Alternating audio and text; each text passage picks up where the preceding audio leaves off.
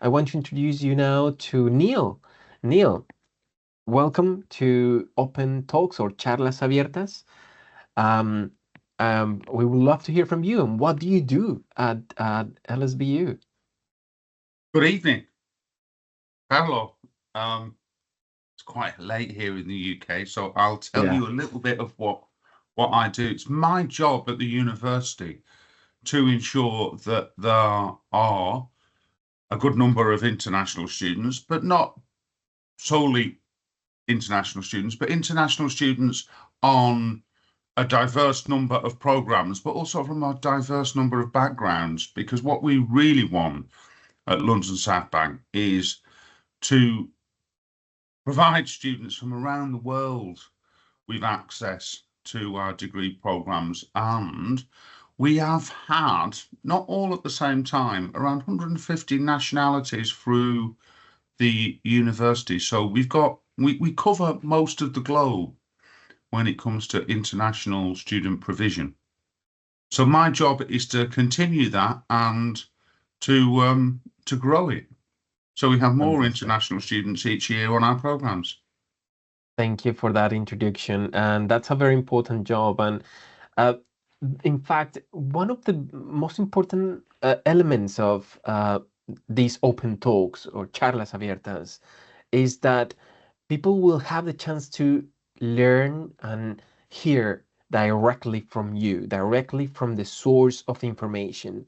So nowadays, with this huge amount of agencies and a variety of details that sometimes are very old or on the website, or sometimes not as truth as we expect.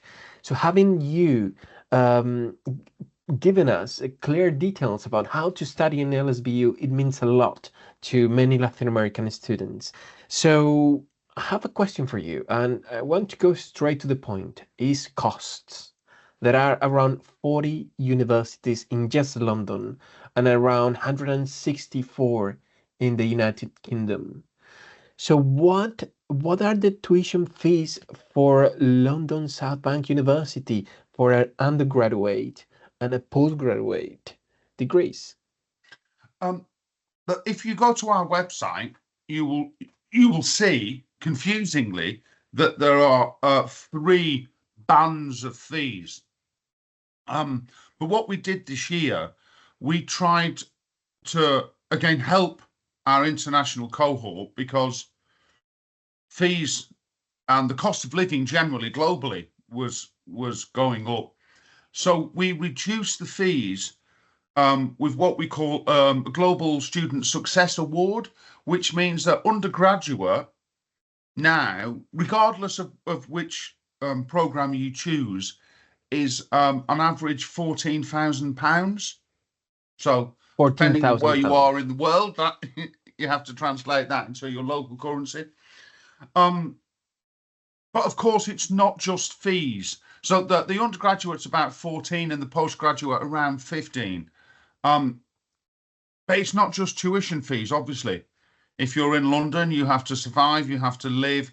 So we also capped our accommodation fees at £160 per week, which we believe is probably the university are subsidising the accommodation. So it does mean it's more affordable than we think other options in London in the UK. Thank you so much. So you said around £14,000. This Yes, is the same as $18,000 per year. roughly yes. So now let's talk about expenses. Is it true that LSBU is the university with the most affordable accommodation in the center of London? I'd say not only in the centre of London, but amongst um, all London universities. So the thing to look out for, in my opinion, when you're choosing a university, when you're looking at costs, some universities they don't have their own accommodation, so they outsource it to another private company, and often those private companies charge more than And the the tuition fees. university accommodation. But we're lucky in, as I mentioned in the history, that the university owns a lot of the land, which was a gift from the then monarch, which was Queen Victoria. So we're able to subsidise our accommodation to make it affordable, and that we do the same for meal plans too. So it's £1 for breakfast and £3.50 for lunch, which is about what, $6 for lunch. Is that mine? Which is pretty remarkable. And so, and that's not just for international students; that's for all students, because we want students to experience living in the centre of London as well, because we think education is not just about what happens in the classroom. Yeah, yeah. Thank you so much for that insight. Now, we have a question from Juan Fernando. So, just let me read the question is, what are the academic scholarships available at LSBU? And does the IBDP has an impact on it? So let's divide that in two parts: scholarships, yeah, and IB students. Yeah, it depends on the type of scholarship. So there are awards and then what we call merit scholarships. Now, awards are open to all international fee payers, which reduces the cost of tuition. So if you're an international fee payer, you can benefit from the Global Success Awards, which basically reduces fees to what I said was 14,000. Now, whether you're studying IB or whether you're studying your high school diploma in your own country, rather than the international back, we do offer merit scholarships. Now, this is mainly for undergraduate. So as an IB student, you're looking at undergraduate. This means that if excuse me, because we deal with students all over the world, but if you're a high achieving student, and it's usually 75% or more, what we offer is £2,000 off each year of the undergraduate degree. So if it's a 3-year degree. Hold on a second. So if the tuition fees is £14,000 and you're offering 2,000, so it will be around £12,000 each year. Yeah, each year. But that's very cheap. To high achieving students, and again, it's roughly 75% or higher, whether you're studying IB, SATs, A levels, or your local curriculum. So when you say high achiever students, and what is that? Again, it's around 75% of 75. Okay. Yeah, I mean, I can probably or what I will do, I can find exactly what that is on the IB diploma. I haven't got it to hand at the moment, I'm afraid. In the meantime, I believe the minimum points for an IB student is 27 points. Am I right? Yeah. 27 points. Yeah. So if we are talking about the 75% high, will be something around above 33, 34 points. Exactly. Which is exactly. Okay. So what about those who doesn't have the IB diploma and want to study? It doesn't. It depends. I mean, we accept so many different qualifications. Because we've got students, as I said, from 150, or we've had from 150 countries. Not all of them have done the IB or have done A levels. So we do look at what the students studied in their home country. Yeah. And that's why I said 75%. Really, that's the tends to be the cutoff mark.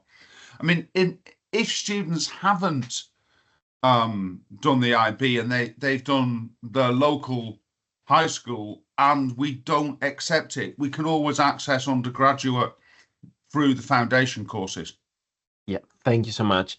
So what is a foundation and how do you accept a student for a foundation? Foundation is start again. In the UK, all students that are studying the British curriculum do 13 years. This isn't the case in all countries. So some countries do 11 or 12. And to ensure that all students start at a similar position, for students that may have done 11 years or maybe 12 years or studied in their own language, the foundation is just a bridge from studying in your home country to accessing the university degree. So it just ensures that students have the right skills, and they're quite generic. So we have a foundation for business, we have a foundation for law, and we have a foundation for engineering. And it just ensures that when you exit, that your maths, English, and core skills are ready for you to embark on your undergraduate program. Thank you so much for that clarification. What about postgraduate students?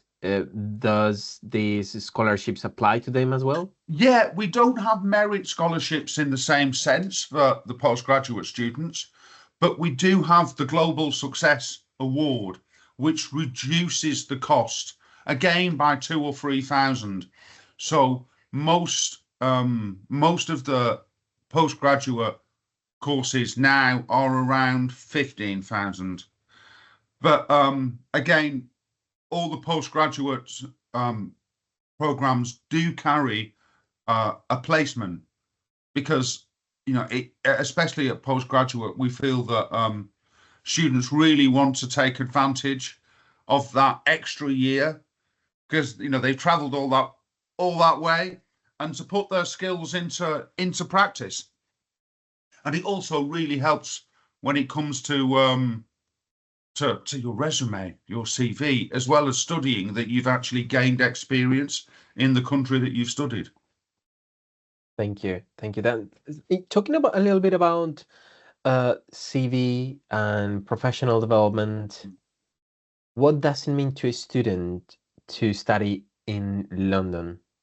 What is that special? Because easily you could go to Liverpool, Manchester, or maybe somewhere in Europe, but what does it mean to study in London? Now that you are you are from London and you work in the university that is in a university that is basically in the center of London. So What? Yeah, I'm actually not from London. I'm from the you're north. not. I'm from near Liverpool. Oh, And people, and I've worked with international students for a number of years, and sometimes international students and our partners like Academic Action might sometimes say, well, isn't it better to study in Liverpool or Manchester because it's more affordable? Like I say, I'm from that area, but I would counter that and say, while Liverpool and Manchester are brilliant cities, they're very different from London, so you'll have a different experience. I think London is a different country to the rest of England just because of its internationalization. It offers opportunities which cannot be found in other cities like Liverpool and Manchester. It also depends on the kind of experience you want. London's a big city, and as I said, you walk around London's South Bank campus, and this has happened recently, and people I've been with say you've got a lot of international students, and I say actually no, these are British students. But because of the diversity of the population, not everybody looks like me or speaks like me. So you hear different languages, you get different ethnicities, you get a vibrancy which I find is unrivaled in other cities. Also, when it comes to opportunities, and this can be part-time work while you're studying, and everybody looks for a job, whether you're British or international, or a work placement, or your graduate career. There are more opportunities in London. So I'll give you two examples.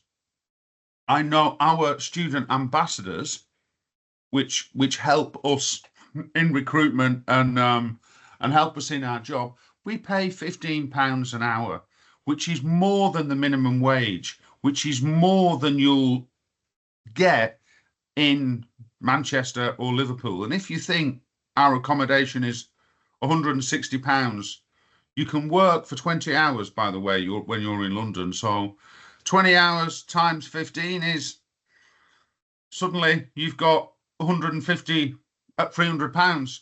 So it's those kind of opportunities which present themselves in London.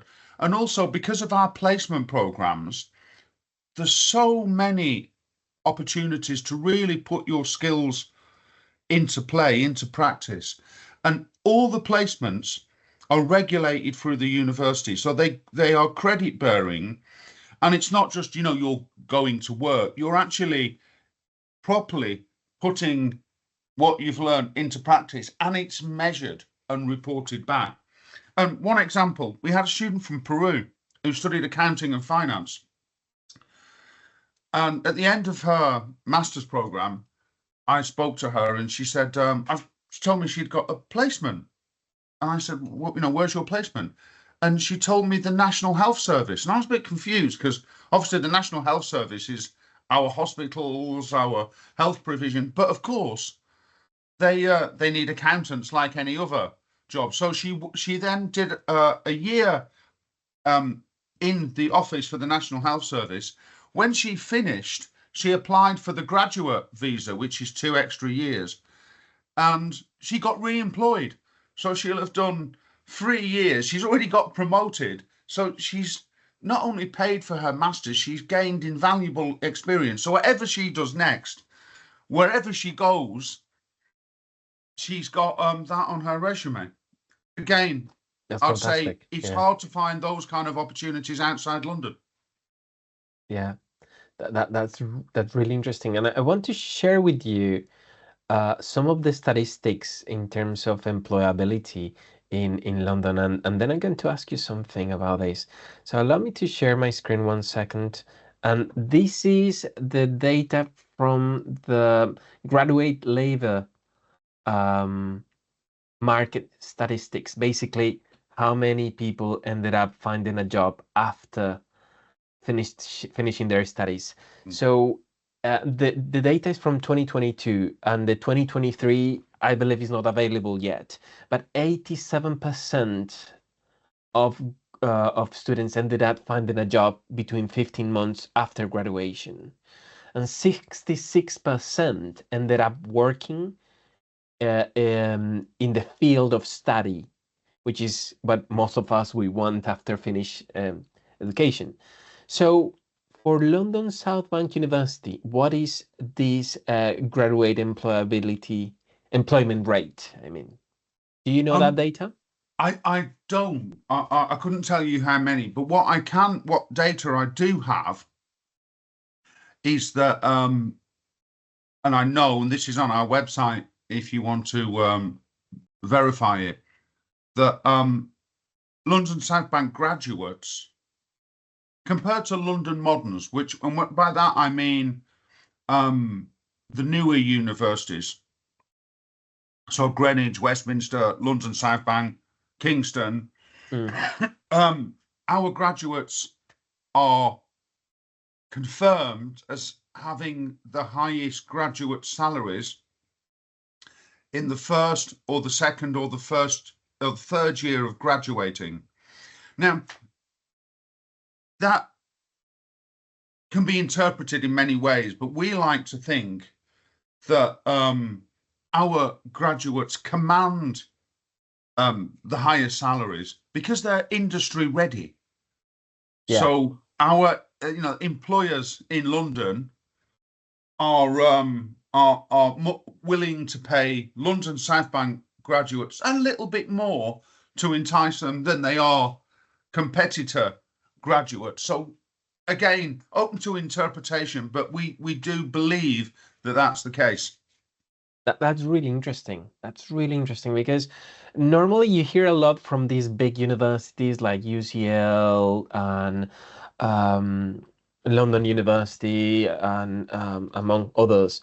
But I believe there are some hidden gems or these amazing universities like LSBU that not many people knows. And what you are saying is great. Is this a great opportunity to have on a university that will help students to get a job and to start their professional development. As I said at the beginning, the university was born out of a need to give people skills. And I think it's quite important when you're looking at choosing a university to decide on what kind of experience you want and what you're looking for. We're not a theoretical academic university. You don't come to London South Bank to study philosophy, mathematics, history. We don't do that. And we're quite proud to say that's not us actually. Go to UCL if that's what you want to study. What we do provide are, as I said, practical application of knowledge. So if you're after a career focused degree to equip you with the skills to go into the workplace, that's what we do. But if you're looking at let's say you want to study history, philosophy, history of art, brilliant choices if you do, but that's not us. What are the top uh, um, degrees you are very proud of LSBU? Um, I'll pick a few from the different schools. So if you look at there's different tables, and um, you can look at the Times, you can look at the Guardian. The Guardian is fairly new. In fact, the tables have only been released in the last couple of months. We're now third for forensic science. If there's any forensic scientists out there, forensic science, by the way, lots of people kind of automatically think of the American TV shows like CSI. There's a little bit of that, but it's a wider scope. And we have our own explosives laboratory. We've got the top fingerprint expert, who's our course leader. So it's a great course. But we've also our accounting and finance and economics provision. We use the senior economist from the Bank of England to assess our curricula when we're writing the economics program. Our accounting and finance is up there in the top 5, so that is with LSE and UCL. And there's some great placements. As I said, this year we've looked at our computer science provision, and from demands from students, we've created pathways. So if you're a computer scientist, the first year everyone studies computer science, but then you can elect different pathways. So for instance, you can focus on cybersecurity, or you can focus on data engineering if you want to be a data analyst, or applied artificial intelligence if you want to go into the AI world, or machine learning if you're looking at crunching data to help decision science. So we've looked at computer science and had all these individual pathways. We've also just launched pharmacy and pharmaceutical science in the applied science school. So there's lots happening in the university, and we try to be at the cutting edge of innovation when it comes to, as I said in the past, practical application of knowledge. And we try to keep innovating. So our courses do offer some of the most up to date. Thank you. Yeah. Thank you for that, Neil. So we still have 8 minutes, and I'd like to just to conclude. Um, why? What will be your best advice to people who are still thinking about if it's worth to study in the UK and why LSBU is the right university for them? Um, Of course, I want all the students possible to come and study in the UK and at London South Bank University.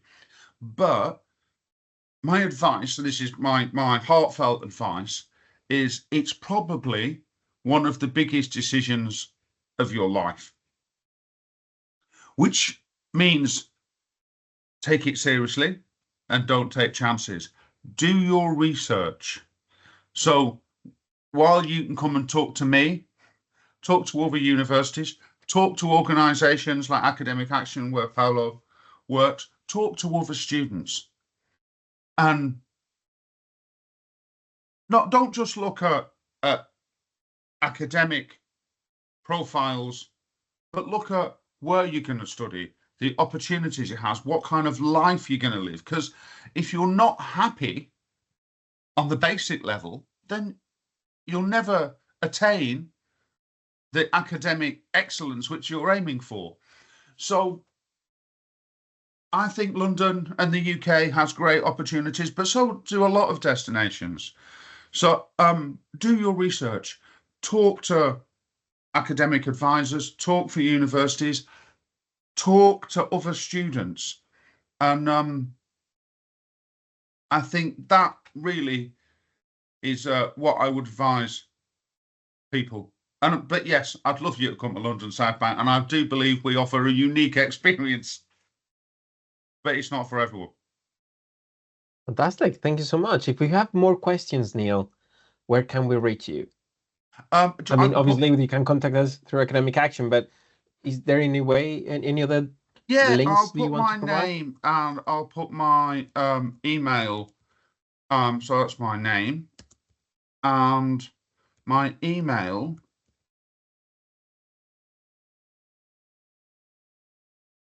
is here. Just checking it's. So if you've got questions, please don't hesitate to send me an email.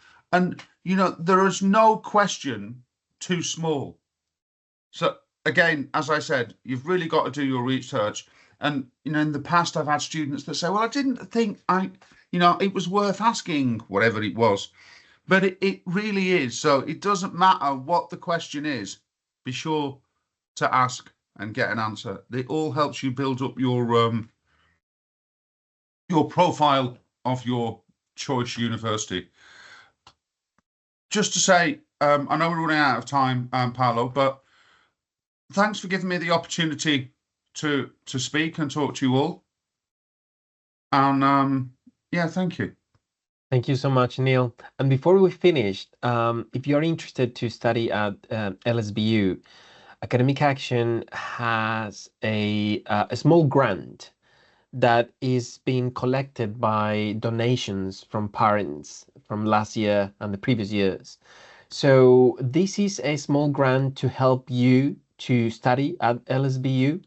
So this is going to be available, and the support we provide is between 300 to 800 pounds, and it's exclusive for a specific type of people. So those underprivileged students who need a little bit of push, financial support, first generation of university students, women in STEM, students with disabilities, students from the LGBTQ plus community, uh, individuals affected by violence or conflict, and students from single parent families who really need some extra support, and applicants from underrepresented communities.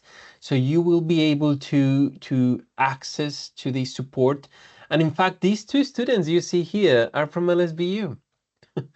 And also here we have a Peruvian student, Samantha. So this is an extra help we want to provide to you. And just let us know if you're interested. There is a small application you need to complete, but it's an extra help for those who really want to study at LSBU. And thank you so much, Neil, because it's 1 a.m. here in the UK. and I know you have to work tomorrow, 7 a.m., but we really appreciate this opportunity. You're such an amazing person, and thank you for this opportunity, and thank you those who attend to this Yeah, meeting. And we will see you tomorrow. We're gonna have University of Essex and St. Mary at the same time. So thank you. excellent. Thanks again for the opportunity, and goodbye all. Thanks for your time. Much appreciated. Thank you so much. Ciao, ciao. Bye bye.